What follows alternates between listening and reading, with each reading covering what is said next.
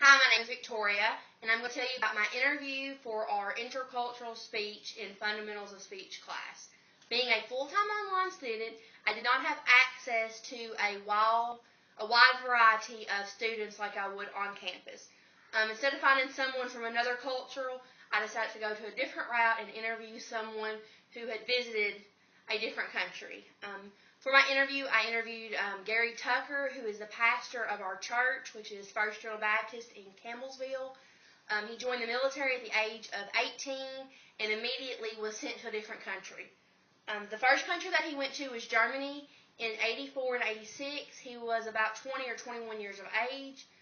Immediately, he knew it was totally different.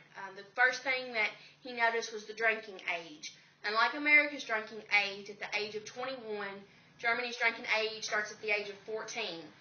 14 being allowed to drink with an adult at a bar or even privately at home is considered legal.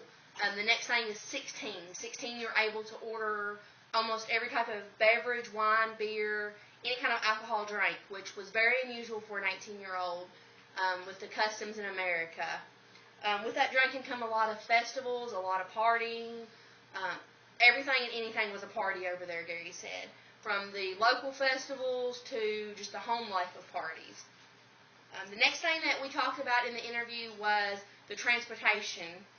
Transportation back then was, even today I think it was that cars were available. However, trains were more accessible and more convenient for distance travels. They were cheaper, they were express trains, and people actually drove their cars to the train locations to get on a train to go to a job or go shopping or anything like that. It was just a way of transportation, which in America is not that way. There are trains, but not the express trains or the amount of trains. Gary said they were unreal there. Another factor that we talked about during that time in Germany when he was there was the Berlin Wall. The Berlin Wall was up in 1961 during his time period of 84 to 86. Gary was there for that. He said he often talked to people who, when Germany split in the 61s, when East and West split, that they would pass notes back and forth over top the wall. However, if they were ever to get caught, there would be jail time faced or other penalties faced with fines. Which was very unusual at the time is communication in Kentucky is you could call. Then it was, if you lived on one side of the wall, you couldn't speak to someone on the other side of the wall. The wall did come down in 1986, so that was Gary's biggest thing about going back to Germany was being at that same location, not having the Berlin Wall there. I think, it would be kind of a hard concept to grasp after seeing the wall there and then going back and it literally being down to rubble. After his tour in Germany, he went to Switzerland. Switzerland was more like American lifestyle. He said the customs, the traditions, the way of life was more like an American, felt more like at home. At this time in his life, he had no desire for the Lord. And during the interview, I found that really hard to grasp because the man that I know is a man after the Lord's heart. One who is, your Jesus freak. He loves the Lord with all of his heart and has a passion for growing God's kingdom.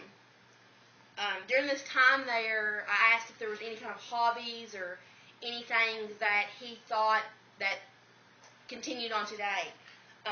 The first one was snow skiing, which you really can't do a lot of in Kentucky. So he found that he had a passion for snow skiing and brought that back to Kentucky and actually picked up water skiing for many years. Also at these times, during these 2 times, and even during his adulthood, he found out that he loved to jump out of airplanes. He often referred to it during the interview as perfectly good airplanes. He would jump out of it for the thrill of it. He learned ultimately that thrill only lasted for a few seconds, and then there was, moving on. More about his family is that he is married to a wonderful lady named Lisa. Like I said, they live in Columbia, Kentucky. They have a 18-year-old son and a 4.5-year-old little girl. Not only they're active outside in the working world, but they are a full-time pastor ministry. They really care about the church and the growth of our church overall. Religion is not something that I think that can be contained, and Gary agrees with that. There's more to the church than the four walls. I asked him what the word faith meant to him, if he could define it, and his definition was believing in something you cannot see, which I think is a very accurate definition. Asked if he would ever go back to these countries, if he would ever travel back, and he said he would love to, especially with the concept of what he has now. That's all I have in my interview, and I hope you have a blessed day.